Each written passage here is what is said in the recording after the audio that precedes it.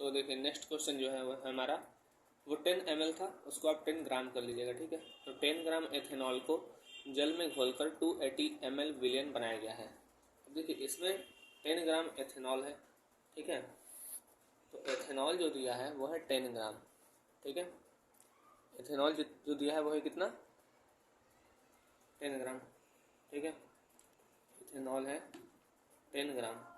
10 ग्राम ethanol को जल में घोलकर 280 ml विलयन बनाया गया है। अब यहाँ पे जो विलयन तैयार किया गया है, तो विलयन का आयतन है, ये डायरेक्ट हमको विलयन का आयतन दे दिया है, तो इसमें घोलने का बात है, सॉरी, क्योंकि इसमें ये दिया है कि 280 ml विलयन बनाया गया है, ठीक है। तो वो विलयन डायरेक्ट का आयतन दे दिया है, तो विलयन का आयतन है हमारा 280 ml, ठीक।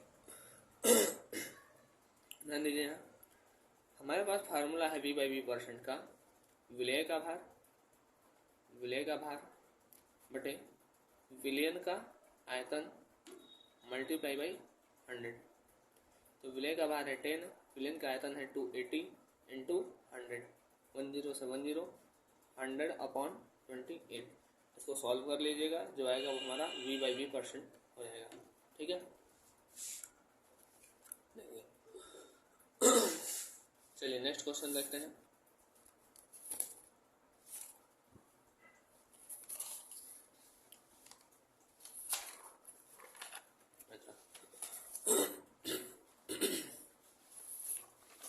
नेक्स्ट क्वेश्चन था हमारा,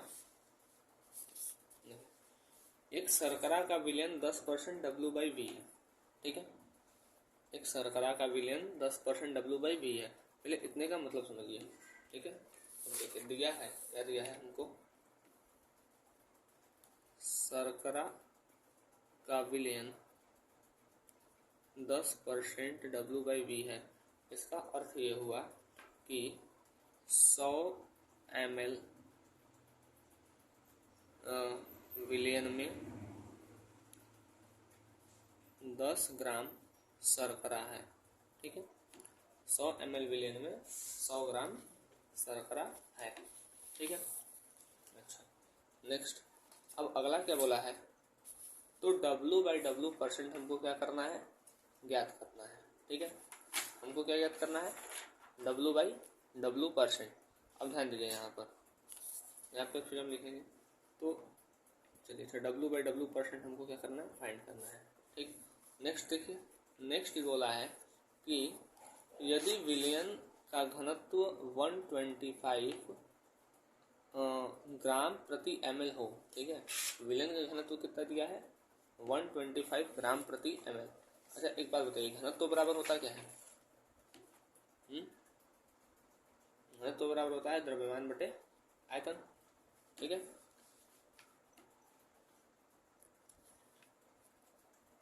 ठीक है, तो घनत्व बराबर क्या होता है, द्रव्यमान बटे आयतन। अब देखिए,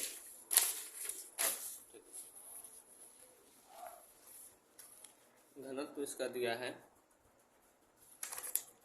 1.25 ग्राम प्रति ml।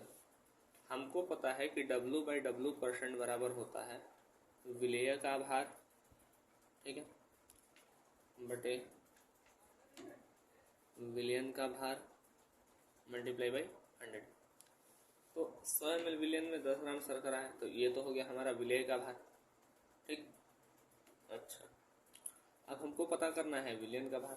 तो एक चीज़ देखिए, इसमें विलयन का भार नहीं दिया है हमको, है ना, विलयन का घनत्व दिया है हमको, क्योंकि पता है, साइड में हम निकालते हैं इसको।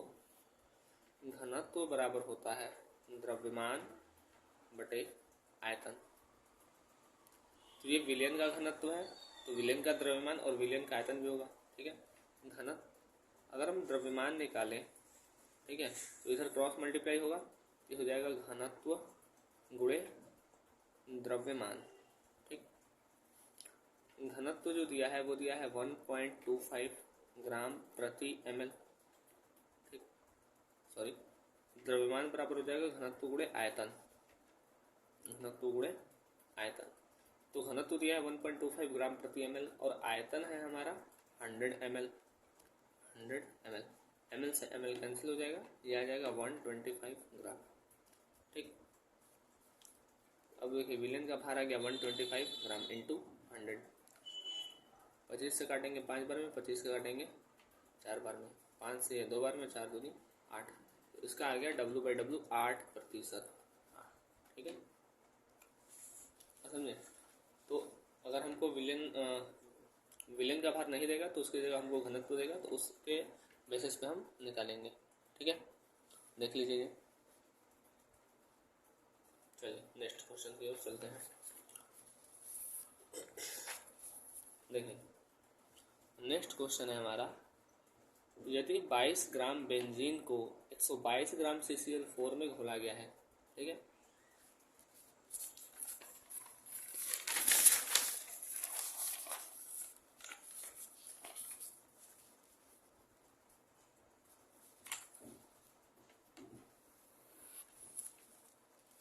देखिए यहाँ पे जो बेंजीन है, ठीक है, वो है 22 ग्राम। बेंजीन जो है वो है 22 ग्राम, और जो CCl4 तो कार्बन टेट्राक्लोराइड वो है 122 ग्राम। तो बोल रहा है CCl4 और C6H6 का W/W% याद करना है। ध्यान दीजिए यहाँ, अगर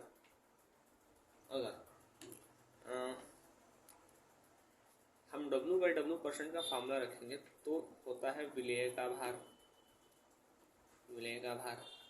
बटे विलेयन का भार गुणे 100।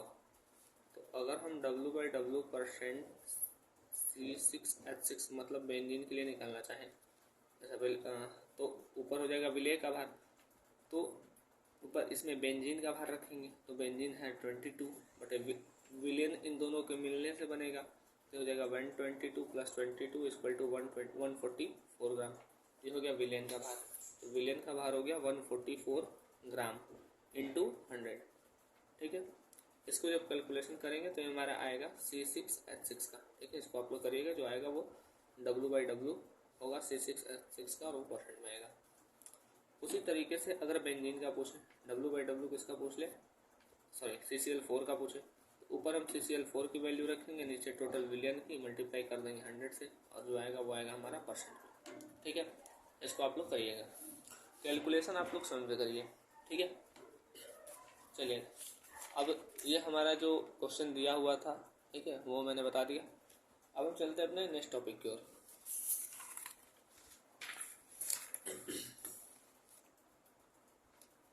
देखिए हमारा जो नेक्स्ट टॉपिक है वो है मोल प्रभाज। चलिए हम आपको समझाते हैं कि मोल प्रभाज है क्या। ध्यान दीजिए, देखिए जैसे मान लीजिए हमने एक विलेन में 2 कंपोनेंट लिया है। ठीक है,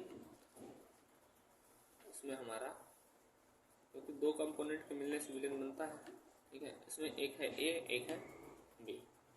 ठीक है, तो अगर हमसे कोई पूछे कि A का मोल प्रभाज क्या होगा, A का मोल प्रभाज, तो ऊपर हम लिखेंगे A के मोलों की संख्या, A के मोलों की संख्या, और नीचे हम लिखेंगे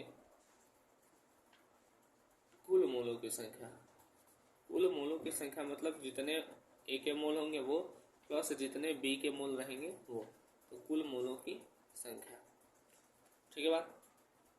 अच्छा, उसी तरीके से अगर हमसे B का मोल प्रभाज पूछ सकता है, तो अगर B का मोल प्रभाज पूछेगा तो ऊपर हम लिखेंगे B के मोलों की संख्या, B के मोलों की संख्या बटे कुल मोलों की संख्या। ठीक है, मतलब जिसका हमसे पूछेगा उसका ऊपर रख देंगे, नीचे कुल मोलों की संख्या रख देंगे। बात समझ में आ गया। ठीक है, ऊपर हम कुल जो हमसे पूछेगा, जैसे A का पूछेगा तो ऊपर A के मोल की संख्या रख देंगे, B का पूछेगा तो ऊपर B के मोल की संख्या रख देंगे, और नीचे कुल मोलों की संख्या रहेगी। ठीक है, नंबर ऑफ मोल मतलब मोलों की संख्या निकालने के लिए फार्मूला होता है, मोलों की संख्या के लिए एक फार्मूला होता है, वो होता है दिया गया भार बटे अणु भार, number of mole equal to given mass upon molar mass. ठीक है, अब इसका डेफिनेशन देख लीजिए आप लोग, फिर क्वेश्चन पे आते हैं। देखिए,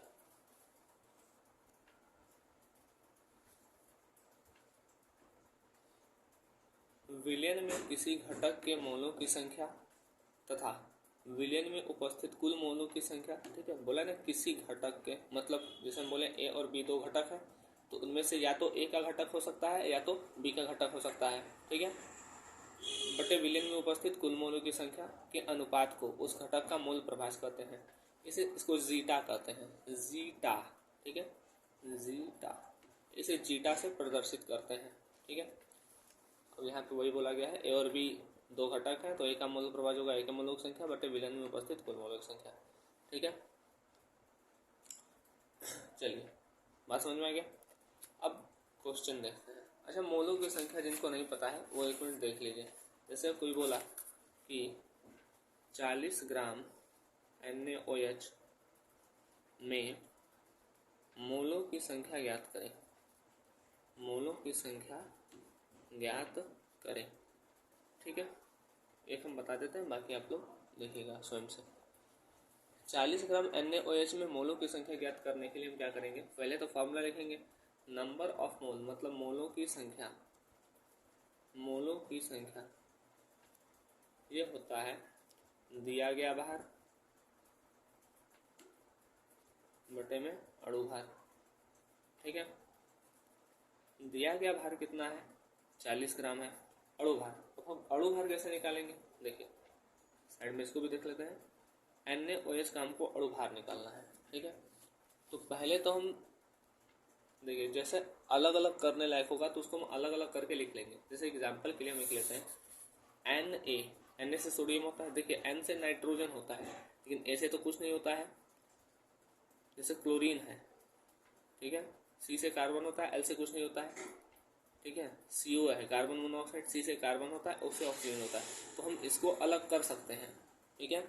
लेकिन Cl में से C को अलग, L को अलग नहीं करेंगे, Na में से N को अलग, A को अलग नहीं करेंगे, हम अलग उसी को करेंगे जिसको अलग करने पे हमको दोनों चीज़ें पता रहे, ठीक है। जैसे कार्बन का है, सॉरी कार्बन मोनोऑक्साइड का है, तो C भी मतलब कार्बन मतलब ऑक्सीजन, चलिए इसको अलग कर लेते हैं। तो हो गया Na, एक हो गया O, एक हो गया H। Na है कितना, एक है, O है कितना, एक है, H है कितना, एक है, ठीक। अच्छा, अब सोडियम का अब हमको परमाणु भार लिखना है। सोडियम का परमाणु भार होता है 23, ऑक्सीजन का होता है 16 और हाइड्रोजन का होता है 1, तो 23 बन जाए 23, यह आ जाएगा आपका 40। तो NaOH का अणु भार कितना आ गया 40, तो 40/40 = 1। तो इसमें जो मोलों की संख्या है वो 1 आ जाएगी। मोलों की संख्या को हम N से दिखाते हैं, ठीक है। अब जैसे कोई आपसे पूछ ले 49 ग्राम H2SO4, तो हमको सबसे पहले अणु भार निकालना है। तो हाइड्रोजन का अणु भार हो, हाइड्रोजन है कितना 2, सल्फर है कितना 1, ऑक्सीजन है कितना 4, ठीक है। अब हाइड्रोजन का परमाणु भार 1, सल्फर का 32, ऑक्सीजन का 16, मल्टीप्लाई कर देंगे उसके परमाणु भार से, ठीक है। तो 2 1 जा 2, 32 1 जा 32, ठीक है, 16 4 जा 64, ठीक है। तो 8 98 आ गया। तो नंबर ऑफ मोल बराबर हो जाएगा दिया गया भार बटे अणु भार। तो दिया गया भार हमको है 49 और अणु भार है हमारा 98, यह आ जाएगा 1/2 मतलब 0.5। तो इसमें नंबर ऑफ मोल हो जाएंगे 0.5। आई होप आप लोगों को समझ आ गया होगा, ठीक है। इसी बेसिस पे करेंगे। अब आइए हम देखते हैं अपना क्वेश्चन। देखिए यहाँ पे है कि 6% यूरिया के जलीय विलयन में यूरिया का मोल प्रभाव कितना होगा, ठीक है। 6% यूरिया के जलीय विलयन में यूरिया का मोल प्रभाव कितना होगा, ध्यान दीजिए यहाँ पर। पहले बात, क्वेश्चन आप लोगों को ध्यान से पढ़ा करिए, ठीक है। क्वेश्चन ध्यान से पढ़ेंगे और उसमें ये छांटने का प्रयास करिए कि विलेय कौन है, विलायक कौन है, ठीक है, और कितना है, ठीक है। जैसे हम लिखें कि 6% यूरिया का जलीय विलयन। ठीक है, इसका मतलब यह है कि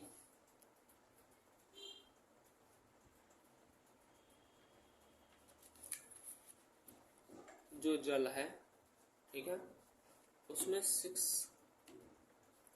6 ग्राम यूरिया मिलाया गया है। 6% क्या होगा, जैसे 100 का 6 रुपया 6% होगा, उसी तरीके से अगर हम बोलें कि 100 ग्राम जल में 6 ग्राम यूरिया क्या किया गया है, मिलाया गया है। ठीक है, 6 ग्राम क्या है, यूरिया है, मिलाया गया है। ठीक है, अब तो बोले यूरिया का मोल प्रभाज कितना होगा। जीटा किसका पूछ रहा है, यूरिया का। ठीक है, तो यूरिया के लिए हमारे पास फॉर्मूला है, तो यूरिया के मोलों की संख्या, तो मोलों की संख्या को n से दिखाते हैं और यूरिया का पूछ रहा है इसलिए यूरिया लिख दे रहे हैं, और नीचे कुल मोलों की संख्या, तो n यूरिया प्लस, अब इसमें वाटर भी है तो वाटर के भी मोलों की संख्या निकालनी पड़ेगी। एक बात बताइए, टोटल जो सॉल्यूशन होगा, विलियन होगा, वो 100% होगा। ठीक है, अगर हम 100 ग्राम सॉल्यूशन को मान लें तो उसमें 6 ग्राम यूरिया डालना है, तो ठीक है, जैसे मान लीजिए सॉल्यूशन जो है हमारा, सॉल्यूशन जो है वो है 100 ग्राम। ठीक, इसमें जो सॉल्यूट है, मतलब जो विलेय है, ठीक है, विलेय कौन है, यूरिया है, और वो है 6 ग्राम। ठीक है, विलेय कौन है, यूरिया है, वो है 6 ग्राम। तो जो विलायक होगा, विलायक मतलब जो वाटर है, ठीक है, विलायक को इंग्लिश में सॉल्वेंट कहते हैं, तो ये कितना बचेगा, सॉरी कितना होगा, ये 94 ग्राम होगा।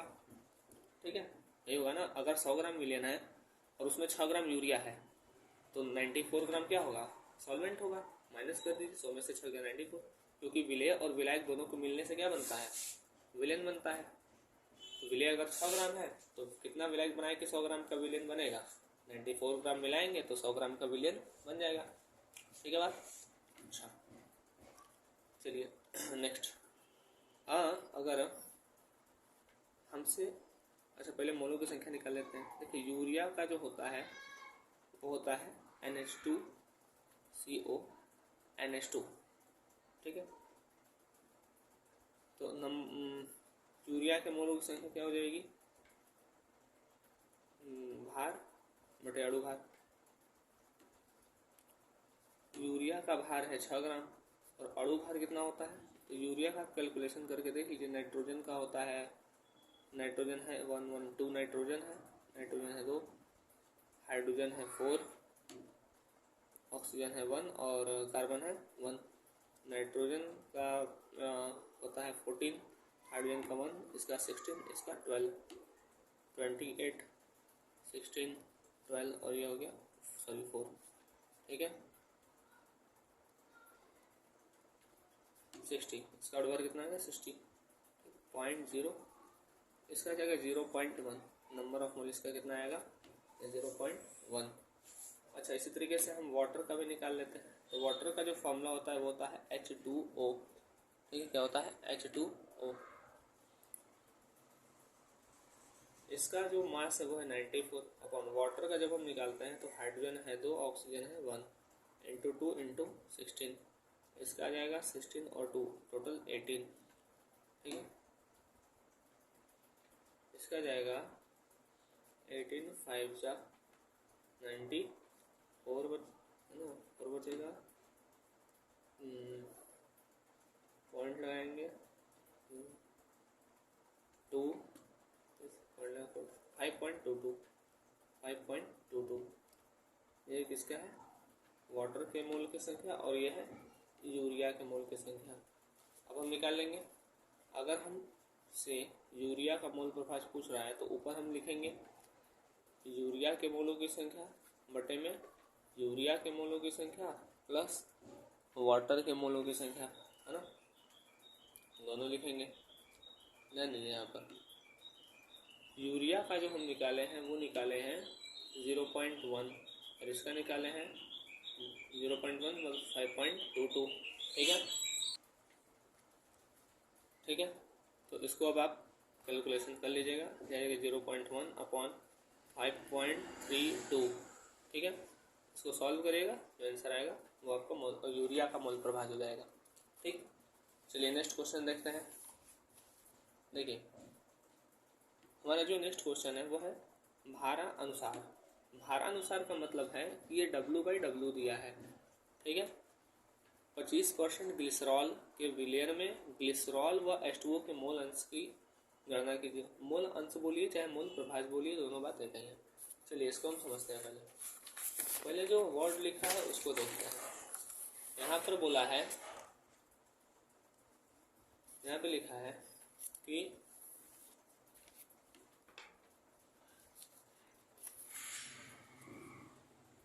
W/W है 25%। इसका मतलब यह है कि 100 ग्राम विलियन में 25 ग्राम आपका विलेय उपस्थित है। ठीक है, 100 ग्राम विलियन में 25 ग्राम विलेय है ना। ठीक है, देखिए 100 ग्राम विलियन में 25 ग्राम विलेय है। अच्छा, विलयन है तो दो चीज़ों से मिलकर बना होगा, विलेय प्लस विलायक, इससे बना होगा विलयन। विलयन है टोटल हमारा 100 ग्राम। ठीक है, तो 25 ग्राम जो है वो 25% ग्लिसरॉल है, मतलब 25 ग्राम ग्लिसरॉल है, मतलब वो कम है, और जो कम रहता है वो विलेय होता है, तो विलेय हो गया 25 ग्राम। तो विलाय और ये है ग्लिसरॉल, तो बाकी बचा क्या, वाटर। ये रहेगा कितना, कैसे 100 बनेगा, 75 ग्राम को ऐड कर देंगे तो कितना आ जाएगा 100। ठीक है ना। अब हमको ग्लिसरॉल का भी मोल प्रभाज बताना है और वाटर का भी बताना है और ग्लिसरॉल का भी बताना है। ग्लिसरॉल का फॉर्मूला है C3H8O3। ठीक है, सबसे पहले हमको दोनों के मोलों की संख्या याद करनी पड़ेगी। चलिए करते हैं। देखिए सबसे पहले हम मोलों की वाटर के मोलों की संख्या याद करते हैं। अभी हम पीछे ही किए थे, लेकिन वहाँ पे जो भार था वो अलग था। यहाँ पे वाटर का जो भार दिया है वो दिया है 75, और वाटर का भी हम पीछे कैलकुलेशन किए थे, उसका जो एटॉमिक वेट होता है वो होता है 18। ठीक है, 18 4 जा 72। ठीक है, 18 चौक 72।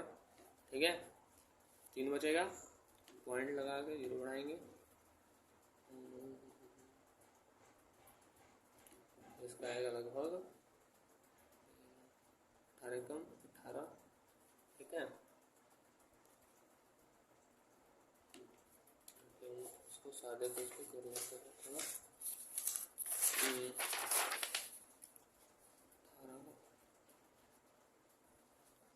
18 सॉल्व करिए।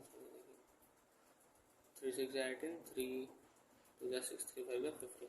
ठीक है, 6 का 25 में करते हैं, पॉइंट आ गया 0, 6 6 4 0 36, 4.16। इसका आ जाएगा हमारा 4.16 जल के मोलों की संख्या। अच्छा, अब बचता है बेंजीन के मोलों ग्लिसरॉल के मोलों की संख्या C3H8O3। तो इसका जो भार है वो है 25 ग्राम। अच्छा, इसका अणु भार कितना होता है, तो देखिए हम यहाँ पर निकालते हैं, निकाल दे रहे हैं। C3 कार्बन है 3, हाइड्रोजन है 8, ऑक्सीजन है 3। ये हो गया मल्टीप्लाई बाई 12, हाइड्रोजन 1, ऑक्सीजन का 16 होता है 36, 8 48, 8 16 16 22 के 2 हासिल, 2 4 के 7 2 9 92, 25/92। ठीक है, तो इसको अगर हम डिवाइड करें, ठीक है, तो कितना जाएगा, 22 का डिवाइड कर देते हैं 25 में, पॉइंट लगा 0 2 2 2 जा 4 18, 10 में से 4 गया 6, 14 में से 8 गया 6 लगा है 0 7 4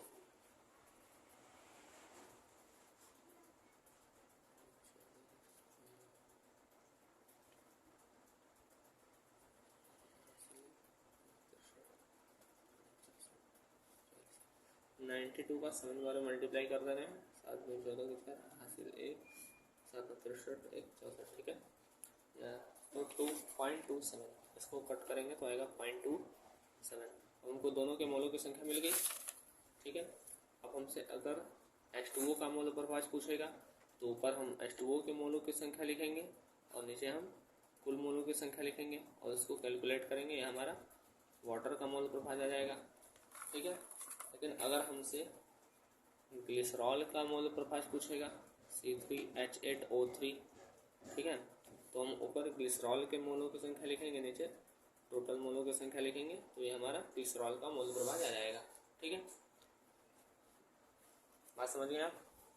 चलिए देखिए, अब जो हमारा नेक्स्ट क्वेश्चन है वो है एक विलियन में, ये दो क्वेश्चन है।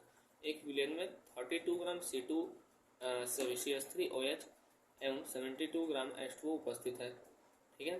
तो H2O CH3OH की मोल प्रभाज या मोलेंस क्या होगी, ठीक है। अभी जैसे बताया था वैसे करिएगा। भार अनुसार ये सेम इसी की तरह है, ठीक है, सेम एकदम इसी की तरह है क्वेश्चन, तो आप करिएगा। भार अनुसार 25% ग्लिसरॉल के विलियन में ग्लिसरॉल व H2O के मोल की संख्या की गणना करना है, ठीक है। ये जिससे सेकंड वाला क्वेश्चन है सेम वैसे ही ये भी है, तो इसको करिएगा। अब देखिए एक क्वेश्चन ये आपके NCERT का है, NCERT, ठीक है। क्वेश्चन है, ध्यान से सुनिएगा। एक विलियन में बेंजीन का 30 द्रव्यमान प्रतिशत CCl4 में घुला है, मतलब यहाँ पे जो CCl4 है वो विलायक है ना, CCl4 में घुला है बेंजीन का, ठीक है। तो बेंजीन यहाँ 30% है तो CCl4 70% होगा, ठीक है। हम आपको हिंट दे दिए, तो इसमें बोला है बेंजीन का मोलेंस ज्ञात करें, हो जाएगा, आप लोग करिएगा। ये 3 क्वेश्चन है, ठीक है, जो आप लोगों को करने हैं। अब चलिए अब हम आगे चलते हैं।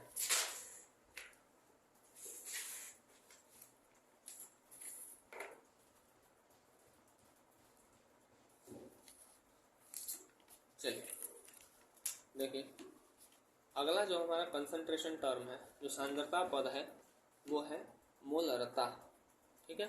मोलरता क्या होता है? 1 लीटर विलियन में उपस्थित विलेय के ग्राम में मोलों की संख्या को विलियन की मोलरता कहते हैं, ठीक है। जैसे 1 लीटर पानी है, ठीक है, तो 1 लीटर पानी में 3 मोल NaOH का है, तो वो उस विलियन की क्या हो जाएगी? मोलरता हो जाएगी, ठीक है। समझ में आ रहा? तो विलेय के ग्राम में मोलों की संख्या को उस विलियन की क्या करते हैं? मोलरता कहते हैं, ठीक है। जैसे 1 लीटर में 6 ग्राम NaOH है, ठीक है, तो उसको कैलकुलेशन करेंगे तो वो कितना हमारा जो भी आएगा वो होगी हमारी मोलरता। इसको हम कैपिटल M से दिखाते हैं। मोलरता किससे दिखाते हैं हम? कैपिटल M से, ठीक है। फार्मूला है यहाँ पर, M बराबर होता है विलेय के मोलों की संख्या, ठीक है, जो कि ग्राम में, बटे विलियन का आयतन लीटर में। अगर मान लीजिए विलियन का आयतन ml में दिया हो तो उसको लीटर में कन्वर्ट करने के लिए हम डिवाइड करते हैं 1000 से, या सेंटीमीटर क्यूब में दिया हो तो भी लीटर में कन्वर्ट करने के लिए हम डिवाइड करते हैं 1000 से, ठीक है बात, ये ध्यान दीजिएगा। चलिए तो हम अपने क्वेश्चंस की ओर बढ़ते हैं। देखिए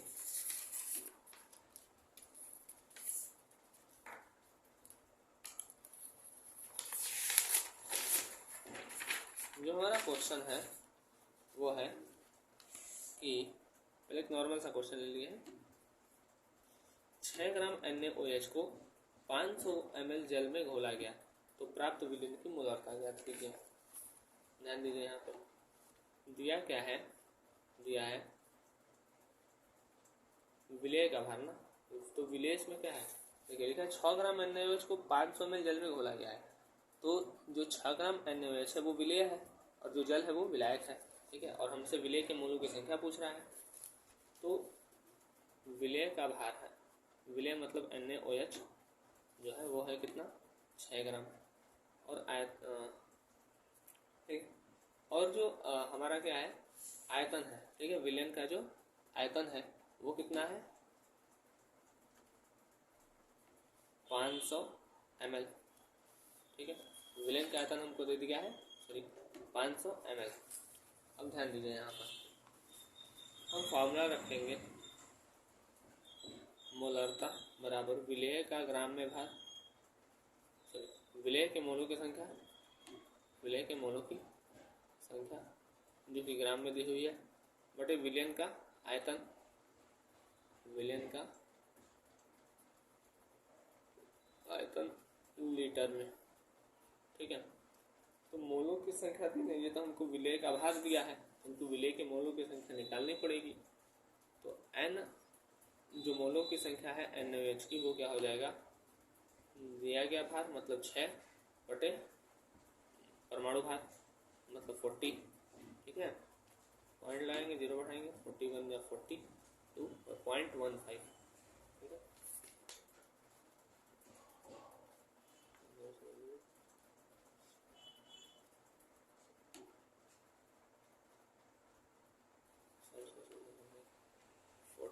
वन या 41.5। ठीक है, 1.5। तो जो NaOH आएगा वो आएगा 1.5। ठीक है, मोलों की संख्या। चलिए अब हम रखते हैं वैल्यू, ये हो गया 1.5 बाई, ये हो जाएगा हमारा 500, लेकिन ये ml में है, लीटर में कन्वर्ट करने के लिए हम 1000 से क्या कर देंगे, डिवाइड कर देंगे। ठीक है, 1000 से डिवाइड कर देंगे, हो गया 1.5 on 500 इंटू 1000।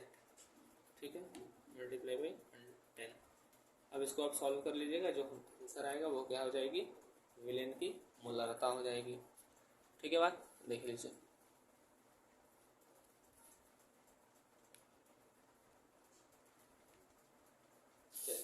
नेक्स्ट क्वेश्चन को चलते हैं।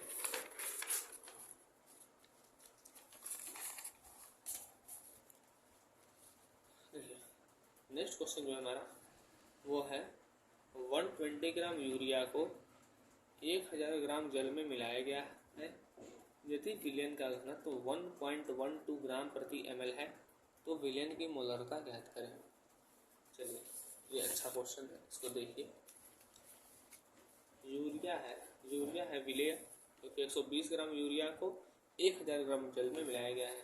ठीक है, तो विलेय जो है वो कौन है, यूरिया है, और ये दिया कितना है, 120 ग्राम। ठीक है, अच्छा, अब इसको 1000 ग्राम जल में मिलाया गया है, मतलब जो विलायक है वो है वाटर, और ये दिया है 1000 ग्राम। ठीक है, और विलयन का जो घनत्व दिया है वो दिया है 1.12 ग्राम प्रति ml।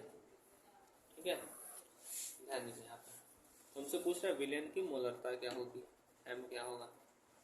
हमको पता है फार्मूला कि m बराबर होता है विलेय के मोलों की संख्या जो कि ग्राम में दी हुई है। ठीक है, या ग्राम में विलेय के मोलों की संख्या बटे विलयन का आयतन लीटर में। तो ध्यान दीजिए, यहाँ पर हमको विलयन का आयतन तो दिया नहीं है, हमको यहाँ पे विलयन का आयतन नहीं दिया है, हमको यहाँ विलायक दिया है, लेकिन एक चीज़ दिया है, घनत्व। हम घनत्व जो है ये विलयन का घनत्व है, तो विलयन का जो घनत्व है उसका हम यूज करते हैं विलयन का आयतन निकालने में। ठीक है, तो विलयन का घनत्व बराबर होता है विलयन का द्रव्यमान बटे विलयन का आयतन। अगर हम विलयन का आयतन निकालेंगे, ठीक है, तो ये द्रव्यमान मतलब विलयन का बटे घनत्व भी किसका, विलयन का होगा। ठीक है, अच्छा, तो विलयन का द्रव्यमान तो हमको पता है, सॉरी विलयन का द्रव्यमान है। अब लेकिन यहाँ पे हमको किसका दिया है, विलेय और विलायक का द्रव्यमान दिया है। चलिए, तो हमको ये पता है ना कि विलेय का द्रव्यमान क्या होता है, विलयन का द्रव्यमान क्या होता है, विलयन का द्रव्यमान होता है, यहाँ निकला, विलयन का द्रव्यमान होता है विलेय का द्रव्यमान प्लस विलायक का द्रव्यमान। ठीक है, विलयन का जो द्रव्यमान होता है वो क्या होता है, विलेय का द्रव्यमान प्लस विलायक का द्रव्यमान। विलेय का द्रव्यमान कितना है, 120, विलायक का द्रव्यमान है 1000, तो टोटल हो गया 1000 और 120 1120।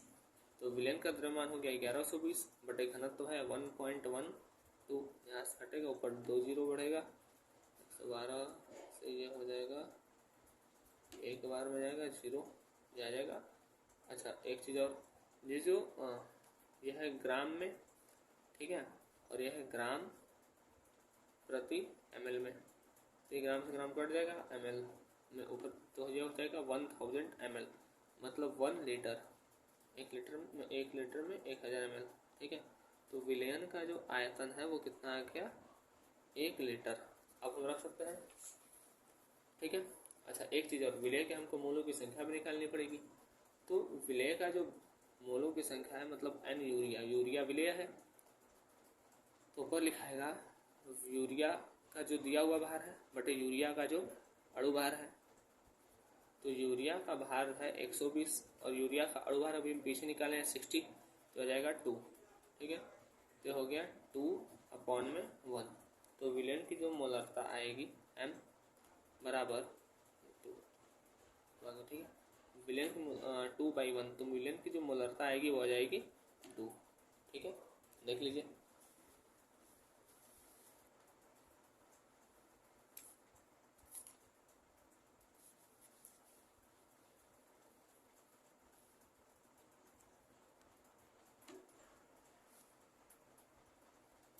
ठीक है। तो ये हमारा हो गया क्वेश्चन। चलिए नेक्स्ट क्वेश्चन की ओर चलते हैं। अच्छा एक क्वेश्चन पूछता है जल की मोलरता ज्ञात कीजिए। तो जल की मोलरता अगर ऐसे पूछे 1 ग्राम प्रति ml दे करके, तो आप डायरेक्ट 55.5555 मार दे सकते हैं। लेकिन अगर चेंज कर दें यहाँ पर ना, तो उसके लिए हमको एक अप्रोच की ज़रूरत पड़ेगी, ठीक है, कि एक्चुअल में सॉल्व कैसे करते हैं। तो इसको चलिए देखते हैं करके। बोला जल की मोलरता ज्ञात कीजिए। यदि विलयन का घनत्व 1 ग्राम प्रति ml है, इसमें हम क्या मान के चलेंगे कि विलयन का आयतन 100 ml हम मान के चलेंगे, ठीक है। विलयन का आयतन कितना मान के चलेंगे, 100 ml। देखिए तो जल की मोलरता हमसे पूछा है, ठीक है। इसमें एक खास बात है, इसमें हम विलेय भी जल को ही लेंगे और विलायक भी हम किसको लेंगे, जल को ही लेंगे। मतलब वाटर हमारा विलेय भी है और वाटर हमारा विलायक भी है, ठीक। बोला है 100 ml आयतन है जल का, ठीक है। तो मोलरता का फार्मूला होता है विलेय के मोलों की संख्या बटे विलयन का आयतन, इसमें लीटर में।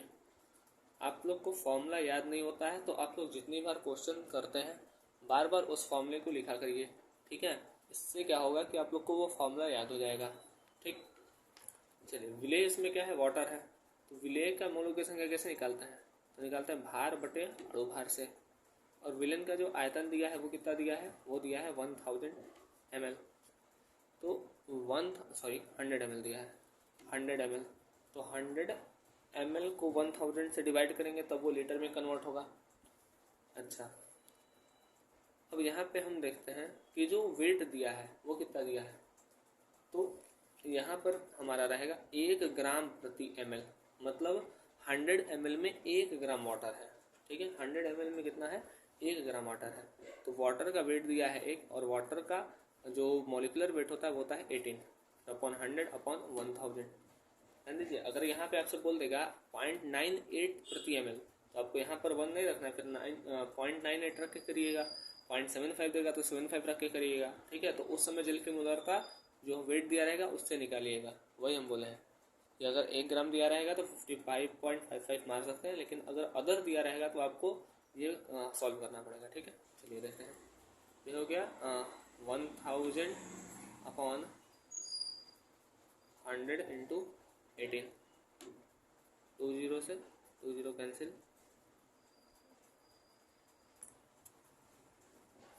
इसको सॉल्व करिएगा 10/18 को जो आएगा वो आपका आंसर हो जाएगा। लेकिन अगर यहीं 1 ग्राम की जगह हमारा 100 ग्राम, अच्छा सॉरी, यहाँ पर आप 100 ग्राम प्रति ml लेके करिएगा, ठीक है। पहले करेंगे 100 ग्राम प्रति ml, तो आपको यहाँ पर ये आ जाएगा 100 और ऊपर भी रहेगा 100, ठीक है। तो आ जाएगा 1000 अपॉन 18। इसको सॉल्व करिएगा, ठीक है बात है ना। वहाँ पे 1 ग्राम नहीं 100 ग्राम प्रति ml लीजिएगा, ठीक है बस। और बाकी जो क्वेश्चन है वो ऐसे ही होगा, देख लीजिए। चलिए अब पढ़ते हैं नेक्स्ट क्वेश्चन की ओर। ये आप क्वेश्चन अपने से करिएगा। दिया है 5.85 ग्राम NaCl को 200 ml विलियन में घोला गया है, तो विलियन की मोलरता ज्ञात कीजिए, ठीक है। तो आप लोग करिएगा। बाकी इसमें एक फॉर्मूला है M1V1, मतलब विलियन को जब हम डाइल्यूट करते हैं तब मोलरता कैसे निकलती है, और विलियन को जब हम मिक्स करते हैं तो मोलरता कैसे निकलती है, ठीक है। तो उसकी हम चर्चा भी आगे करेंगे, वो अगला 15 मुझको लगता है 20 मिनट के अंदर ही एक लेक्चर रहेगा, ठीक है।